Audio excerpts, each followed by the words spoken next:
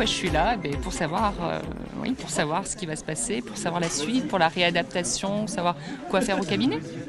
Mais c'est quelque chose que vous ne maîtrisez pas? Ah mais pas du tout, c'est nouveau.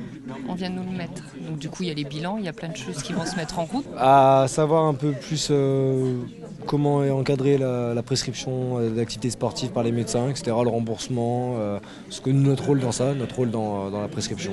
Cet événement a été prévu, je crois que c'est une des premières en France quasiment, pour expliquer un petit peu aux kinés et après au futur public la place du kinésithérapeute dans la prise en charge du sport sur ordonnance et quel sera son rôle à ce niveau-là avec en complémentarité des enseignants en APA ou d'autres titulaires de diplômes sportifs et puis en accompagnement aussi de la prescription du médecin.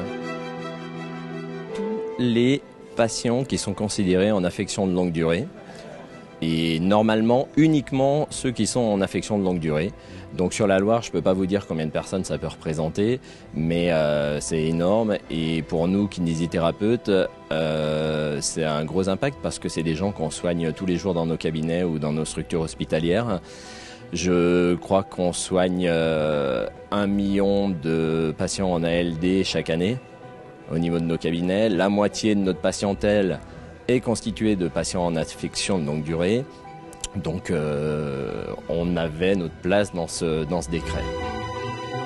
Alors oui, pour les informer déjà, donc la première intervention sera la mienne pour présenter le décret et comment appliquer celui-ci.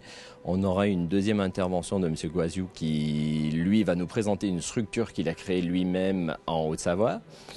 La troisième intervention par Cyril Servel sur le bilan kinésithérapique avant la prise en charge de patients en affection de longue durée pour ces activités physiques adaptées. Et la dernière intervention, c'est M. Sébastien Liou qui, lui, en tant qu'enseignant APA, nous présentera le côté de sa profession et sa prise en charge justement de ses patients. Votre kiné va vous prendre en charge durant tout votre processus et votre kiné est habilité à vous faire un bilan qui déterminera dans quelle catégorie vous allez vous retrouver après lors de la prise en charge de votre activité physique adaptée. Rapprochez-vous de votre kiné pour cette prise en charge.